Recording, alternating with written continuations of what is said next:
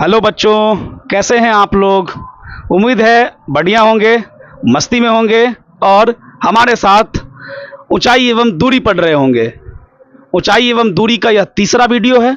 पहले वीडियो में हमने आपको पूरा कंसेप्ट समझाया, पूरी शब्दावली समझाई कि कैसे कैसे आएंगे शब्द और उसका प्रयोग कैसे करना है। दूसरे चैप्टर में हमने कुछ एग्जाम्पल्स बताए एकदम हल्के हल्के, और यह है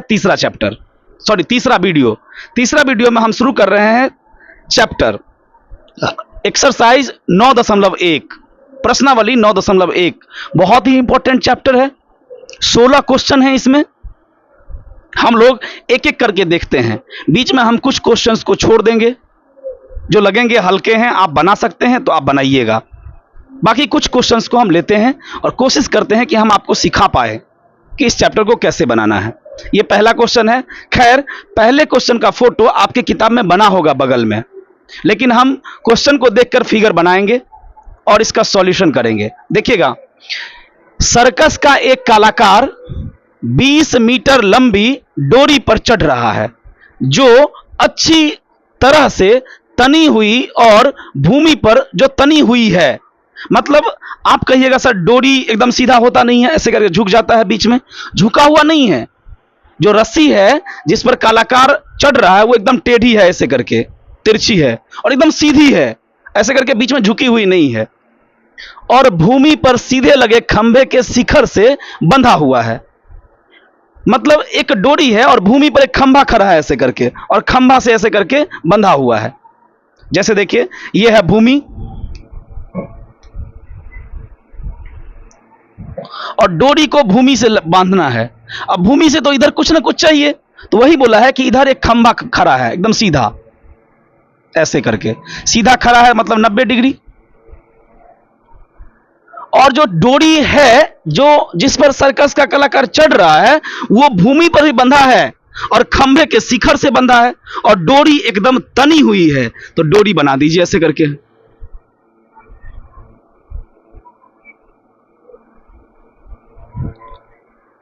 आप कहिएगा डोरी झुकी रहती है, झुकी रहती होगी, लेकिन इस क्वेश्चन में कहा है तनी है, और इस चैप्टर में जब भी कहेगा तो तना हुआ मानकर ही चलेंगे। क्लियर? फिर से पढ़ते हैं एक बार क्वेश्चन। देखिए, सर्कस का एक कलाकार 20 मीटर लंबी डोरी पर चढ़ रहा है। बताइए डोरी कौन सी है? ये तो हो गया खंभा, ये तो जानते ही है जमीन, और ये है डोरी। और डोरी की लंबाई 20 मीटर लिखा है क्वेश्चन में। ये 90 डिग्री हो गया, तो ये समकोण त्रिभुज हो गया। आगे पढ़ते हैं क्वेश्चन को। कहता है यदि भूमि स्तर के साथ, यह है भूमि स्तर के साथ डोर द्वारा बनाया गया कोण, यह है भूमि और यह है डोरी, 30 डिग्री का है।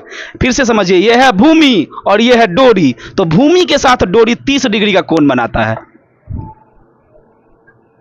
तो खंभे की ऊंचाई ज्ञात कीजिए। खंभा कौन सा है? तो ये वाला। सबका नाम कुछ कुछ लिख दीजिए, जैसे इसका नाम A, इसका नाम B और इसका नाम C। इसमें बताइए खंभा कौन सा है? तो खंभा है AB। डोरी कौन सी है? तो डोरी है AC। समझ गए? तो हम इसका जो सॉल्यूशन लिखेंगे तो लिखना पड़ेगा, माना कि AB एक खंभा है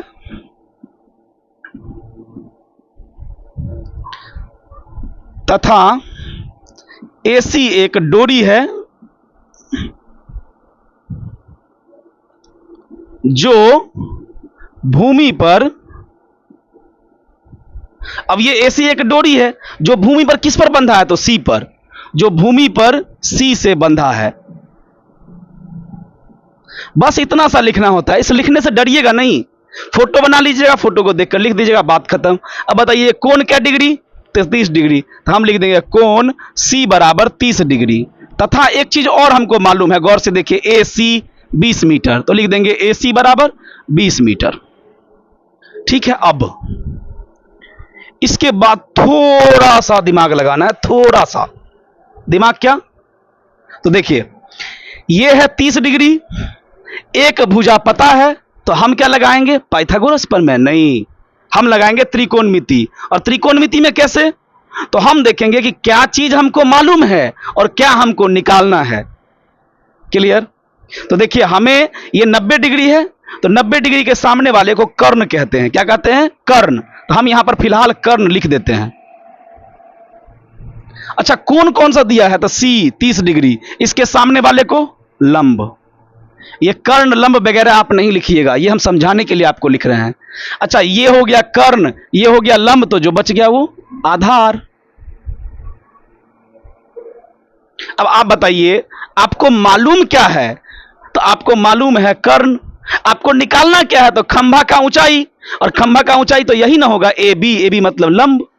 तो आपको पता है कर्ण, निकालना है लंब। तो लंब और कर्ण के बीच संबंध, लंब और कर्ण के बीच फॉर्मूला कौन देता है? लंब और कर्ण के बीच संबंध कौन बताता है? तो पहला साइन थीटा, लंब बट्टा कर्ण। तो हम इसमें टेन थीटा कॉस थीटा नहीं लगाकर क्या लगाएंगे? Sine theta.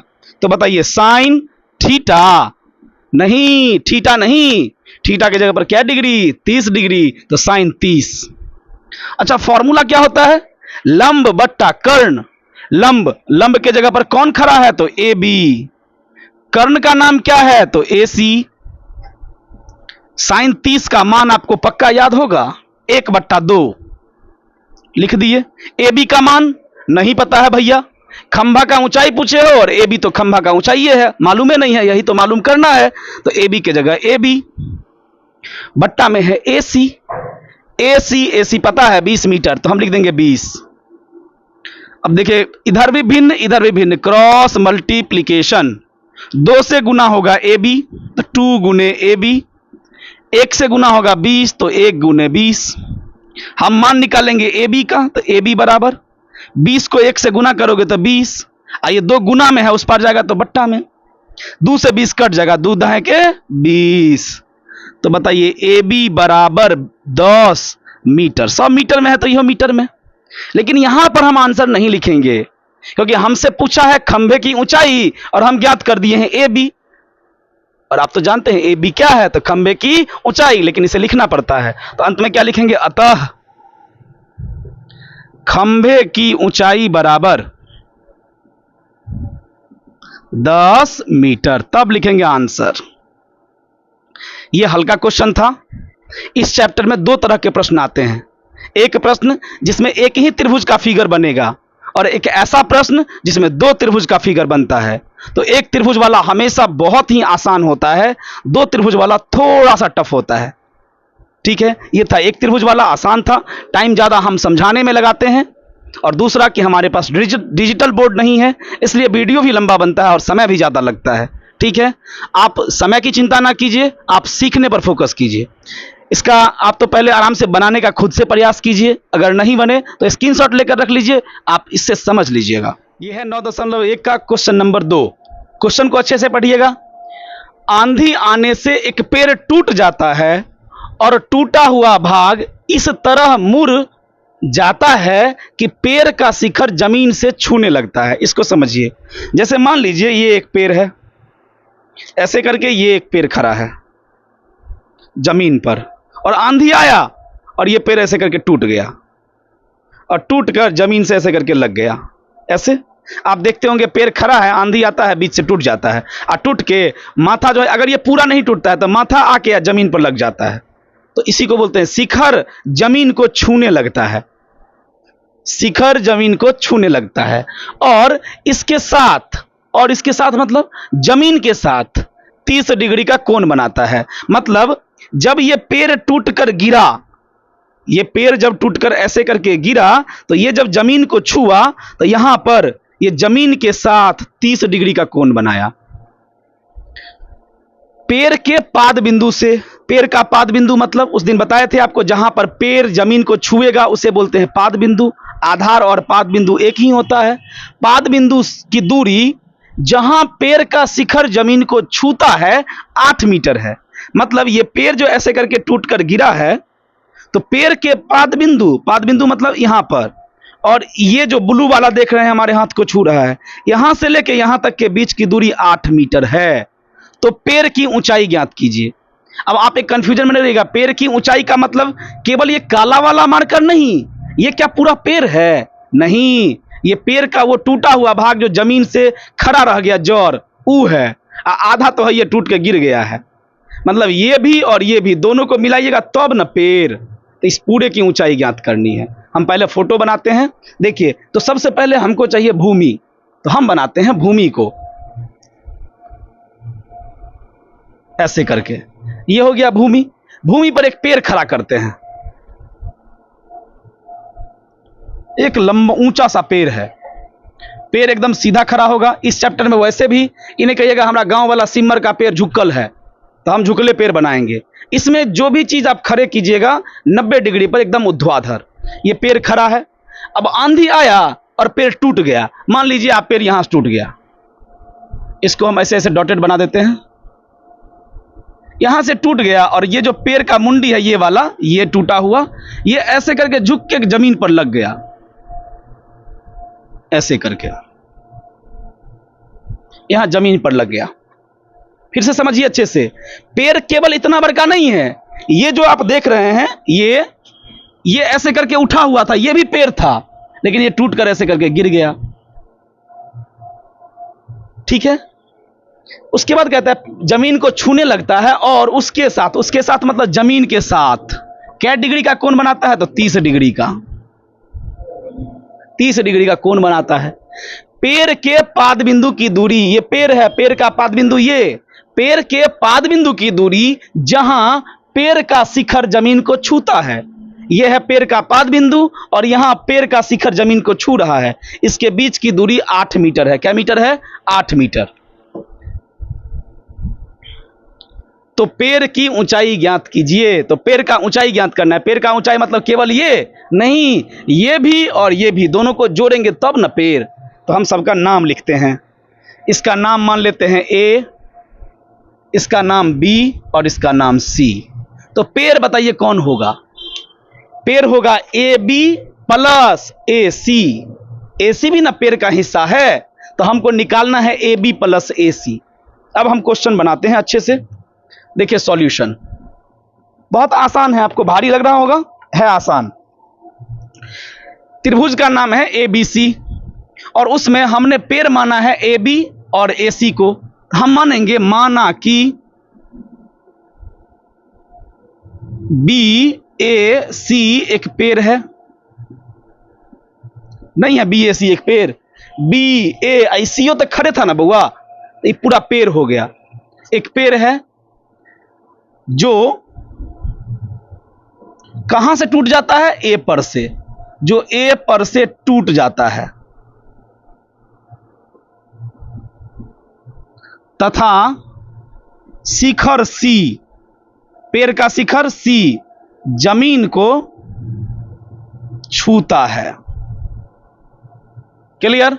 अब बताइए कोण सी बराबर, यहां लिखते हैं नीचे, कोण सी बराबर 30 डिग्री। और एक चीज और पता है, बी से लेके सी तक की दूरी, तो बी सी बराबर 8 मीटर। क्लियर? ये तो हम फिगर को देखकर लिख देते हैं। अब आपको हम दो चीज बताए हुए थे कि अगर एक समकोण त्रिभुज में एगो कोण दिया है और एगो भुजा दिया है, तो हम दूसरा कोई भी निकाल सकते हैं। कैसे? तो त्रिकोणमिति का प्रयोग करके। इसमें लगाएंगे त्रिकोणमिति। और गौर से देखिएगा, ये 30 डिग्री है, इसके सामने वाले को क्या बोला जाएगा? लंब। ये 90 डिग्री है, इसके सामने वाले को कर्ण, और जो बच गया वो आधार। तो हमें पता क्या है? आधार।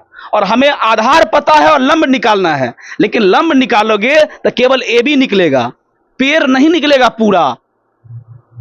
वो पेड़ जो टूट कर गिर गया है, उसका जो हिस्सा जमीन में गड़ा हुआ है, केवल वो प्राप्त करोगे। लेकिन आपको तो पेड़ की ऊंचाई प्राप्त करनी है, मतलब ये टूटा हुआ भाग ए सी भी निकालना पड़ेगा। तो आपको पता होगा आधार, निकालना है कर्ण, तो 2 बार आपको त्रिकोणमिति लगाना पड़ेगा। अभी पहली बार लगाते हैं, लिखेंगे त्रिभुज ए बी सी में।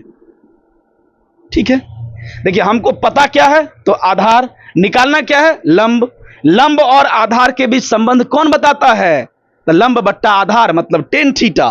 तो हम लिखेंगे tan, डिग्री कितना है बउआ? तो 30 डिग्री। तो tan 30 बराबर होता है लंब बट्टा आधार। तो लंब मतलब ए बी और आधार मतलब बी सी। tan 30 का मान 1/√3। ए बी का मान पता नहीं है, बी सी का मान 8 मीटर। अब लगा देंगे क्रॉस मल्टीप्लीकेशन। तो बताइए √3 ए बी से गुना होगा तो ए बी गुना √3, 1 से 8 गुना होगा तो 8, तो ए बी बराबर 8/√3 मीटर। अब ये नहीं सोचिएगा कि यहां पर हर का प्रमेयीकरण कर दें, अभी नहीं करेंगे, अभी तो इसको रहने दीजिए, क्योंकि ये आंसर नहीं आ रहा है ना। ये तो ऊंचाई प्राप्त हुई है ए बी, अभी हमें सिर्फ ए बी प्राप्त हुआ है, हमें अभी ये निकालना बाकी है ए सी। एक बार और लगाएंगे हम लोग त्रिकोणमिति। अब खुद से सोचिए, कोई भी लगा सकते हैं आप। आपको आधार पता है और आपको कर्ण निकालना है, तो आधार और कर्ण के बीच कौन सा थीटा? आधार बट्टा कर्ण बरा cos थीटा। तो यहां पर आधार पता है और कर्ण निकालना है, तो आधार और कर्ण के बीच संबंध बताता है cos थीटा। अब हम लगाएंगे cos थीटा, यहां लिखेंगे फिर से। इस बार त्रिभुज में क्या लगा रहे हैं? तो cos थीटा, और cos क्या डिग्री? तो 30 डिग्री। अच्छा, cos थीटा बराबर क्या होता है? आधार बट्टा कर्ण। तो हम यहां पर लेंगे आधार, आधार का मतलब बी सी, बट्टा में होता है कर्ण, कर्ण का मतलब ए सी। cos 30 का मान आपको याद होगा, √3/2 बराबर बी सी का मान 8 और ए सी का मान नहीं पता है। क्रॉस मल्टीप्लीकेशन, √3 से ए सी गुना होगा और 2 से 8 गुना होगा, तो 8 दूनी 16। बताइए ए सी बराबर 16/√3 मीटर। हमें अब ए बी भी निकल गया और ए सी भी निकल गया। ए बी मतलब ये और ए सी मतलब ये। यही ए सी ना ऐसे करके खड़ा था, पूरा पेड़ था, और हमको निकालना है पेड़ की ऊंचाई। यहां पर बनाए तो हम लिखते हैं पेड़ की ऊंचाई, पेड़ की ऊंचाई। अब बताइए पेड़ की ऊंचाई बराबर कौन कौन? तो पेड़ की ऊंचाई में ये ए बी भी आएगा और प्लस ये ए सी भी आएगा। वही ए सी तो पेड़ का ही भाग है ना, जो टूट कर गिर गया है, तो दोनों आएगा। ए बी आ चुका है 8/√3 प्लस ए सी भी आ गया है 16/√3। कर देंगे बट्टा पर का जोड़, √3 और √3 का एलसीएम √3, √3 से √3 कैंसिल तो बच गया 8, √3 से √3 कैंसिल तो बच गया 16, 16 में 8 जोड़िएगा तो 16 और 8 24/√3 मीटर। क्या हम यहां पर उत्तर को छोड़ सकते हैं? तो हम लोग इस उत्तर को यहां नहीं छोड़ सकते हैं, क्योंकि बट्टा में रूट आ गया, और बट्टा में जब रूट आता है तो क्या करते हैं? हर का परमयीकरण। अब हम करेंगे इसके हर का परमयीकरण, इसके हर का परमयीकरण करते हैं। यहां गैप है थोड़ा सा, हम आपको यहां बनाकर दिखाते हैं। हर का परिमयीकरण देखिए है ना, 24/√3, तो पेड़ की ऊंचाई 24/√3 गुना √3/√3। आप जानते हैं 24 से √3 गुना हो जाएगा तो 24√3, और √3 गुना हो जाएगा 3, और 3 का 3, 3 दूनी 6, ऐसे करके 3 अट्ठे 24, 8 बार में कट जाएगा। आंसर कितना आएगा? तो आंसर आएगा 8√3 मीटर। पेड़ की ऊंचाई 24/√3 आया, और यहां पर हम कर दिए हर का परमयीकरण, तो यही 24/√3 8√3 मीटर आ गया। क्लियर? तो पेड़ की ऊंचाई 8√3 मीटर। क्लियर है? समझ में आया? एक बार और अच्छे से देखिएगा, इसका स्क्रीनशॉट ले लीजिए। थोड़ा सा यहां समझना था कि आप ये मत समझिए कि पेड़ की ऊंचाई मतलब ए बी, नहीं, ए बी पेड़ थोड़े है। ए बी तो पेड़ का वह हिस्सा है जो टूटने में जमीन के साथ गड़ा रह गया। पेड़ तो पूरा था, आधा तो टूटकर इधर भी गिरा है। तो A B plus A C. Clear है? उम्मीद है अच्छे से समझ में आया होगा। इसका स्क्रीनशॉट आप ले लीजिए। तीसरा क्वेश्चन काफी लंबा है, तो हम इसको आराम से पढ़ेंगे और आपसे कहेंगे कि आप अपने सामने किताब खोल कर रखिए, क्योंकि अगर ये साफ साफ नहीं दिखेगा तो आप किताब में भी पढ़िएगा। बहुत लंबा क्वेश्चन है, आराम आराम से पढ़ेंगे और हल्का है।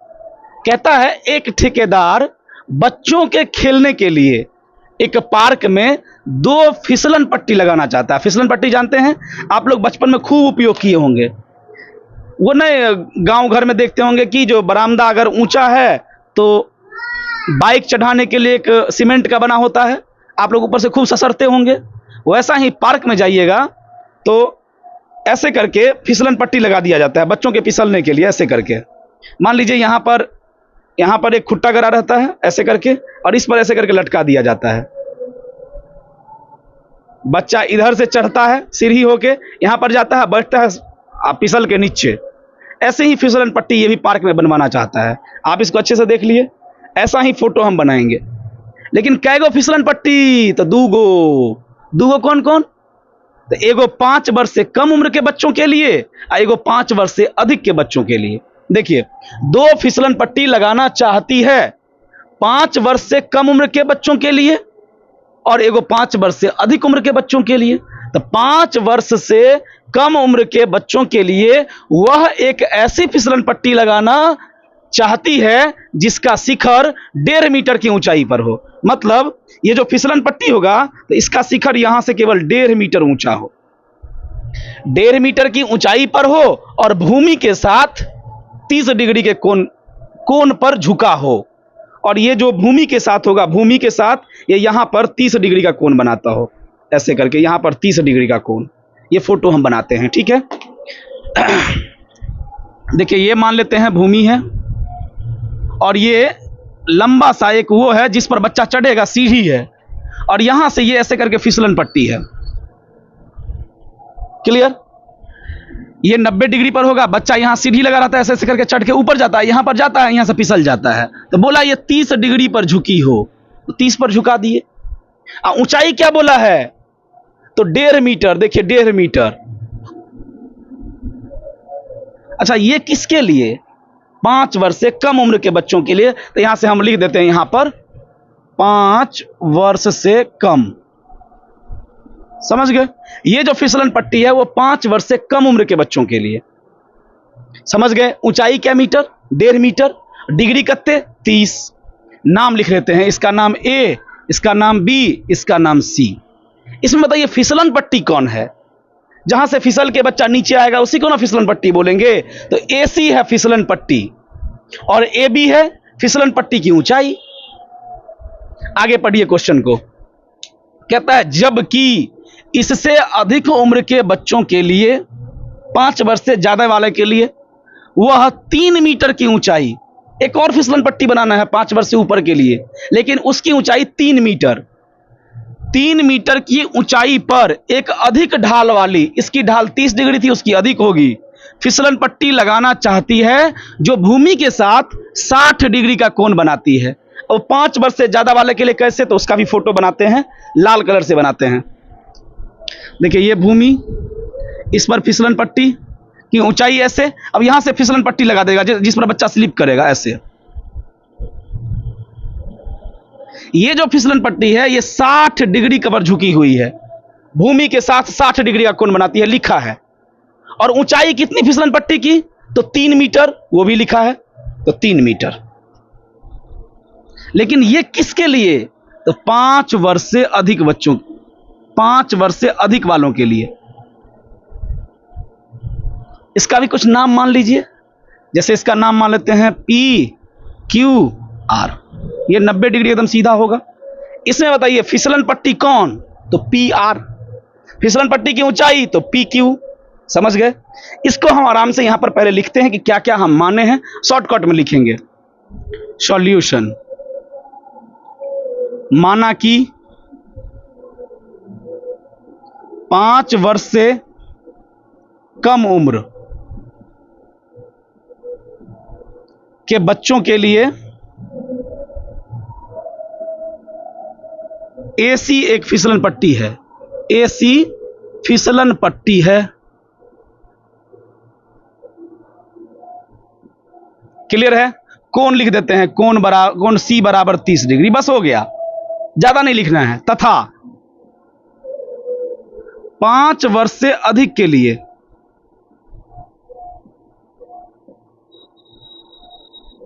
अधिक उम्र के लिए फिसलन पट्टी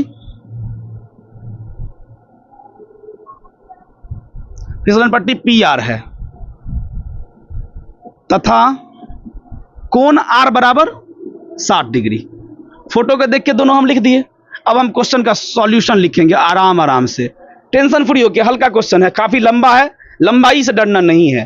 पहले ये 5 वर्ष से कम उम्र के बच्चों के लिए निकालते हैं। देखिएगा, त्रिभुज का नाम होगा ए बी सी, और इस ए बी सी में ये 90 डिग्री है, तो सामने वाला 90 के सामने वाले को कर्ण कहते हैं। ये थीटा है, 30 डिग्री है, तो इसको लंब बोलेंगे, और जो बच गया वो आधार।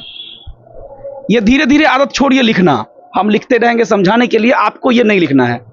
अब देखिए, आपसे पूछा है प्रत्येक स्थिति में फिसलन पट्टी की लंबाई क्या होनी चाहिए। फिसलन पट्टी तो यही ना, यहां बैठेगा, यहां स्लिप करेगा, ये कितना लंबा होना चाहिए। मतलब एसी पूछ रहा है आपसे, ये वाला पूछ रहा है। आप गौर से देखिए, ये 30 डिग्री है, सामने वाला लंब, ये 90 डिग्री है, सामने वाला कर्ण। आपको पता क्या है?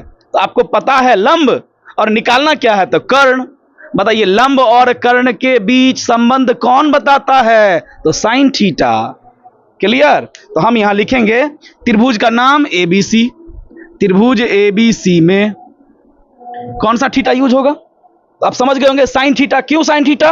क्योंकि लंब पता है और कर्ण निकालना है, और लंब और कर्ण में संबंध बताता है साइन थीटा, इसलिए साइन थीटा बराबर, तो साइन क्या डिग्री? तो 30 डिग्री बराबर लंब बट्टा कर्ण। लंब का नाम ए बी और कर्ण का नाम ए सी। साइन 30 का मान 1/2, ए बी का मान लिखल है 1.5, और ए सी पता नहीं है। कर देंगे क्रॉस मल्टीप्लीकेशन, 1 से गुना होगा ए सी, और 1.5 से गुना होगा 2। ए सी बराबर 1.5 को जब 2 से गुना कीजिएगा तो 15 दूनी 30, एक अंक के बाद दशमलव, दशमलव के बाद 0 है, कोनो वैल्यू नहीं, तो 3 मीटर। हम इसको यहां नहीं छोड़ सकते हैं, हम लिखेंगे अतः 5 वर्ष से कम उम्र के बच्चों के लिए फिसलन पट्टी की लंबाई बराबर 3 मीटर। ये हो गया आंसर। लेकिन ये तो 5 वर्ष से कम उम्र के बच्चों के लिए है, इसका भी पूछा ना, प्रत्येक स्थिति में। प्रत्येक स्थिति मतलब 5 से कम वाला, अब 5 से ज्यादा वाला, अब बनाएंगे 5 से अधिक वाला। ठीक है? देखिए, 5 से अधिक वाले के लिए पुनः इस बार त्रिभुज कौन सा लेंगे? इस बार हम ब्लू पेन से बनाते हैं, आपको समझ में आएगा। थोड़ा सा बड़ा सा लिखा हुआ है बोर्ड पे, खाली लिखल है। यही फायदा होता है जब स्मार्ट बोर्ड होता है लोगों के पास, तो ज्यादा परेशानी नहीं होगा, आपको साफ साफ दिखेगा, और क्वेश्चन आसान है, केवल समझ लीजिए, फिर बना सकते हैं खुद से भी। त्रिभुज का नाम है पी क्यू आर, तो लिखेंगे त्रिभुज पी क्यू आर में। इसमें भी गौर से देखिए, फिर से पूछा फिसलन पट्टी की लंबाई। यह है 90 डिग्री, इसके सामने वाले को कर्ण। यह है 60 डिग्री, इसी के बारे में बात हो रही है, तो सामने वाले को लंब, जो बच गया वो आधार। इस बार फिर से देखिए, लंब पता है और फिसलन पट्टी की लंबाई पूछा है, मतलब कर्ण पूछा है। लंब पता है, कर्ण पता करना है। लंब और कर्ण के बीच कौन? तो साइन थीटा संबंध बताता है, तो साइन थीटा लेंगे। साइन थीटा नहीं, साइन क्या डिग्री? तो 60 डिग्री। फॉर्मूला साइन थीटा का क्या होता है? तो लंब बट्टा कर्ण। लंब का नाम तो पी क्यू, कर्ण का नाम तो पी आर, लंब बट्टा कर्ण हो गया। साइन 60 का मान √3/2 बराबर पी क्यू का मान तो 3, पी आर नहीं पता है, वही तो निकालना है फिसलन पट्टी की लंबाई। क्रॉस मल्टीप्लीकेशन, √3 से गुना होगा पी आर, तो √3 गुने पी आर, 3 दूनी 6, तो बताइए पी आर बराबर 6/√3 मीटर। फिर से बट्टा में रूट, फिर से लफड़ा, बट्टा में रूट मतलब हर का परमयीकरण, तो करते हैं हर का परमयीकरण।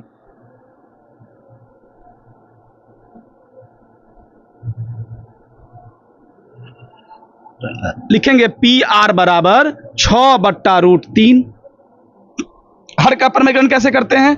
तो गुना √3 बट्टा √3। ठीक है, इसको हम यहां लिखते हैं।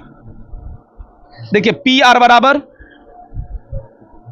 6 बट्टा √3 गुना √3 बट्टा √3, तो 6 से √3 गुना होगा तो 6 √3 बट्टा √3 गुने √3 तो 3 होता है। अब 3 से कट जाएगा, 3 दूनी 6, तो बताइए PR बराबर 2 √3 मीटर। आप यहां पर आंसर नहीं लिख सकते हैं, अंतिम में आप लिख लीजिएगा खुद से कि अतः 5 वर्ष से अधिक उम्र के बच्चों के लिए फिसलन पट्टी की लंबाई बराबर 2 √3 मीटर। क्लियर है? क्वेश्चन लंबा था, भारी नहीं था, उम्मीद है आप समझे होंगे। आप इसका स्क्रीनशॉट ले लीजिए। यह है चौथा क्वेश्चन, आसान क्वेश्चन, बहुत इजी क्वेश्चन है। पहले क्वेश्चन पढ़ते हैं। कहता है भूमि के एक बिंदु से, मतलब जमीन है, जमीन पर कहीं एक बिंदु है, बिंदु से मीनार के, जो उस बिंदु के बारे में बोल रहा है, जो मीनार के पाद बिंदु से 30 मीटर की दूरी पर है। मतलब भूमि है और भूमि पर एक मीनार खड़ा है और भूमि पर ही एक बिंदु है जो मीनार के पाद बिंदु से 30 मीटर की दूरी पर है। मीनार के शिखर का उन्नयन कोण 30 डिग्री है। तो हम पहले फोटो बनाते हैं, आसान फोटो है।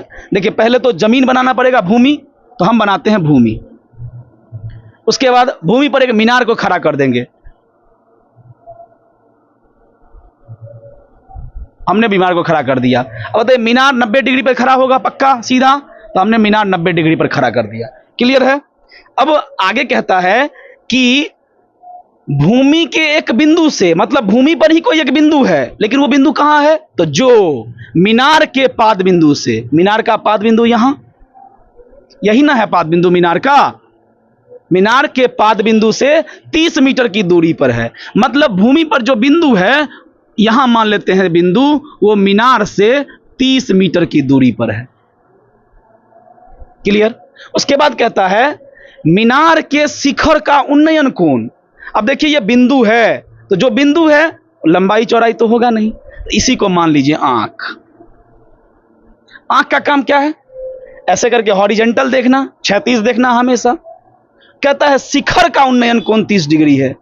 शिखर मतलब समझे, मीनार का ई है यही, इसका उन्नयन कोण। अब बताइए ये आंख एकदम सीधा देख रहा है, कहियो इसका मीनार का शिखर दिखेगा?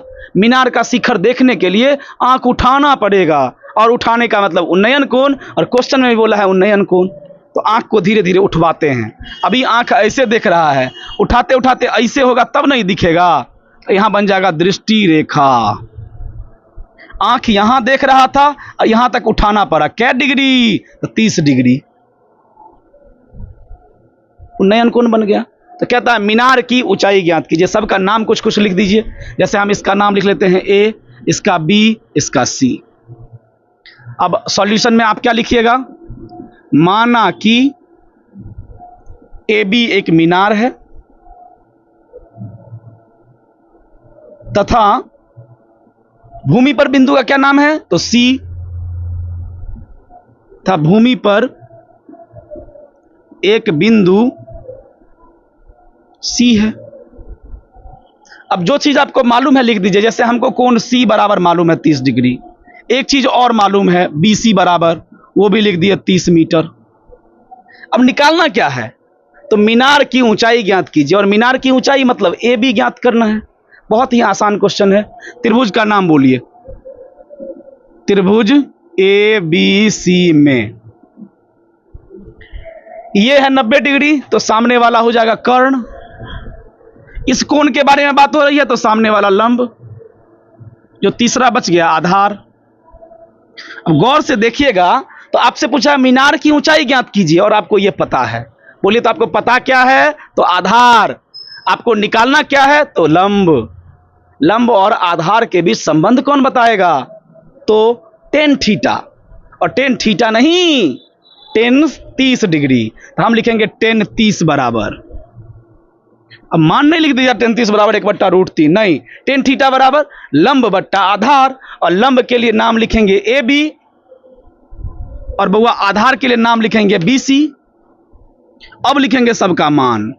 टेन 30 का मान 1/√3, AB का मान पता नहीं है, तो ए बी, बी सी का मान पता है कत्ते तो 30, कर देंगे क्रॉस मल्टीप्लीकेशन, कोनमा कोनमी गुना, √3 से गुना हो जाएगा ए बी और 30 से गुना हो जाएगा 1, तो 30 से कम 30, ए बी बराबर, तो 30 उस पार है ही, √3 गुना में है, उस पार जाएगा तो भाग में, इतने मीटर। लेकिन ये आंसर नहीं होगा क्योंकि बट्टा में रूट आ गया, और रूट आ गया तो हर का परिमयीकरण, हर का परिमयीकरण करने पर, हर का परिमयीकरण करने पर, तो देखिए हर का परिमयीकरण कैसे होता है आप सीख गए होंगे आप लोग। 30 बट्टा √3 है, गुना √3 अब बट्टा √3, 30 √3 से गुना होगा तो 30 √3, और √3 गुना होगा तो 3, 3 से 30 कट जाएगा, 3 दाहें 30, तो ए बी बराबर कितना आ गया, तो 10 √3 मीटर। इसको आंसर नहीं लिख सकते हैं, आंसर लिखने के लिए आपको लिखना पड़ेगा अतः मीनार की ऊंचाई बराबर 10 √3 मीटर, ये हो जाएगा आंसर। ठीक है, ये था चौथा क्वेश्चन 9.1 का। इसमें 16 क्वेश्चन है कुल, हमने आपको 4 क्वेश्चन कराया, बाकी के 12 क्वेश्चन हम आगे कंटिन्यू करेंगे और धीरे धीरे आपके सामने सारे क्वेश्चन लेकर आएंगे। ठीक है, तब तक के लिए धन्यवाद।